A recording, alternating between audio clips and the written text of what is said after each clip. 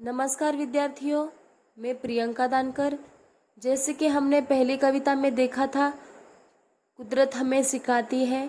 तो कवि ने कुदरत के बारे में, नेचर के बारे में हमारे सामने बहुत अच्छे से यहाँ पे कविता प्रस्तुत की थी।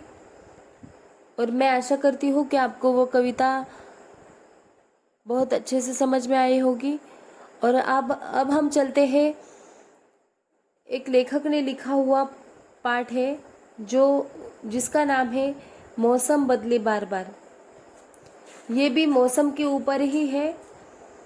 पाठ का उद्देश्य ये है कि हमें प्रत्येक मौसम की जानकारी यहाँ पे मिले और प्रत्येक ऋतु का महत्व हमें यहाँ पे समझ में आए। लेखक ने यहाँ पे मौसम के बारे में लिखा है कि प्रत्येक ऋतु का हमारे जीवन में ऋतुओं का कितना महत्व है, ये कवि ने हमें इस पाठ में से समझाया है। तो चलिए बच्चों, आप अपनी हिंदी की किताबें निकाल के उसमें पेज नंबर 8 और 9 निकालना है और हम सीखेंगे पार्ट 2, मौसम बदले बार बार। तो मैं पढ़ूंगी, आप मेरे पीछे दोहराना है। उस लाइन के ऊपर आपकी उंगलियां रखकर आपको वो पढ़ना है। तो चलो बच्चों, हम सीखेंगे मौसम बदले बार बार। दोपहर का समय था। घने जंगल में एक बरगद वृक्ष ने देखा गर्मी बड़ी तेजी से भागी जा रही है। उसने पूछा, क्यों बहन, तुम भागकर कहाँ जा रही हो? वह बोली, मैं तो इस धूप से परेशान हो गई। देखते नहीं हो, धरती गरम तवे की तरह तप रही है। एक पाँव उठाती हूँ तो दूसरा जलने लगता है। इसीलिए मैं अपनी वर्षा बहन को ढूंढने जा रही हूँ। रास्ते में गर्मी को वर्षा मिली। उसने लपक कर उसका स्वागत किया। आकाश में अचानक काले काले बादल छा गए। गर्मी का अंग अंग पानी से भीग गया। चारों ओर हरियाली छा गई। नदी, नाले, तालाब, पोखर पानी से लबालब भर गए। पक्षी चहचहाने लगे। फूल मुस्कुराकर खिलने लगे। कुछ दिनों के बाद बरगद ने देखा कि वृक्ष वर्षा भी भागी जा रही है। उसने पूछा, क्यों बहन, तुम भागकर कहाँ जा रही हो? वह बोली, मैं तो इस पानी से परेशान हो गई। चारों ओर कीचड़ ही कीचड़ है। एक पाँव उठाती हूँ तो दूसरा कीचड़ में फंस जाता है। मैं तो अब सर्दी को ढूंढने जा रही हूँ। रास्ते में उसे सर्दी मिली। उसने दोनों हाथ बढ़ाकर उसका स्वागत किया और वर्षा के सारे शरीर में ठंडक छा गई। सबके चेहरों पर खुशी नाच उठी। थोड़े दिनों बाद वृक्ष ने देखा कि सर्दी भी भागी जा रही है। बरगद ने पूछा, बहन, अब तुम भागकर कहाँ जा रही हो? वह बोली, देखते नहीं, जाड़े से मेरा अंग अंग कांप रहा है। शरीर के एक हिस्सों को ढकती हूँ तो दूसरा ठिठुरने लगता है। मैं गर्मी की तलाश में जा रही हूँ, जो सबको नया जीवन देती है, धरती को तपाकर उपजाऊ बना देती है और कीड़े मकोड़ों को मार देती है।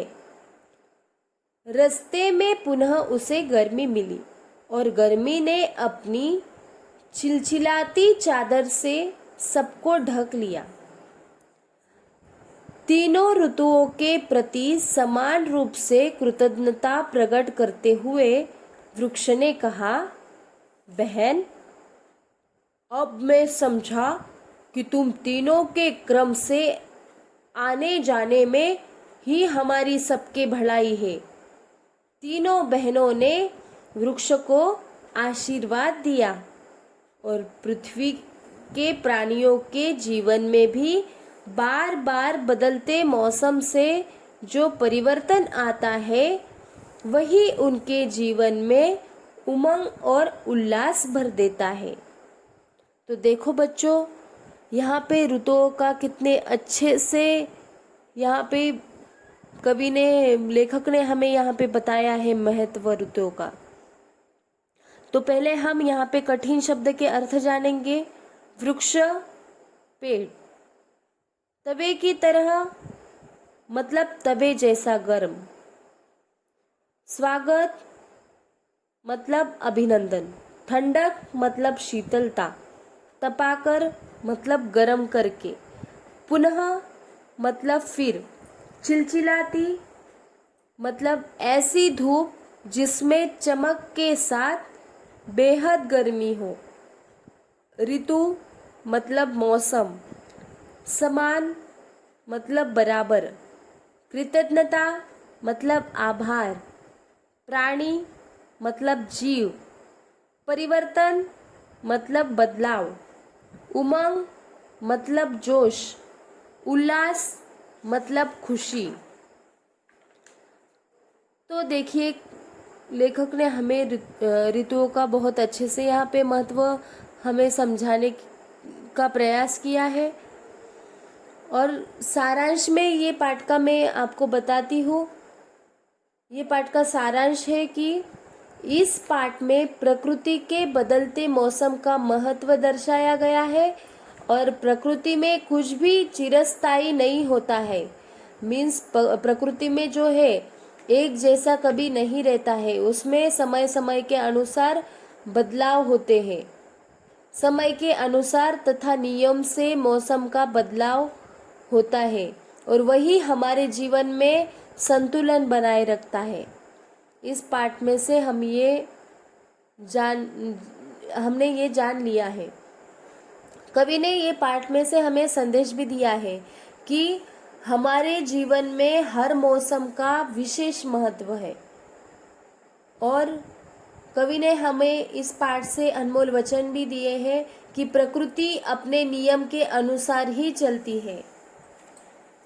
और हम यहाँ पे देखेंगे बच्चों, मैं आपसे कुछ प्रश्न पूछना चाहूँगी जिससे आपको पाठ कितना समझ में आया है ये मुझे पता चलेगा। तो प्रश्न ये है, किस वृक्ष ने तीनों बहन से प्रश्न पूछे? नीम के वृक्ष ने, आम के वृक्ष ने, बरगद के वृक्ष ने? किसने पूछे? बरगद के वृक्ष ने। Very good. बरगद के वृक्ष ने तीनों बहनों से मतलब तीनों ऋतुओं से प्रश्न पूछे। धरती पर कीचड़ किस ऋतु में होता है? वर्षा ऋतु में, गर्मी में या फिर सर्दी में? तो धरती पर कीचड़ वर्षा ऋतु में होता है। आगे का सवाल ये है, गर्म कपड़ों की जरूरत किस मौसम में पड़ती है? सर्दी में, बरसात में या फिर गर्मी में? Very good. सर्दी में हमें गर्म कपड़ों की ज़रूरत पड़ती है। तो इस प्रकार मैं समझती हूँ कि आपको ये पाठ बहुत अच्छे से समझ में आया होगा। आपको ये पाठ के प्रश्न उत्तर लिखना है। पहले पाठ अच्छे से पढ़ लेना है, फिर बाद में इसके क्वेश्चन आंसर आपको लिखना है। और ऋतुओं का महत्व अपने जीवन में बहुत ज़्यादा ही समझ लेना है।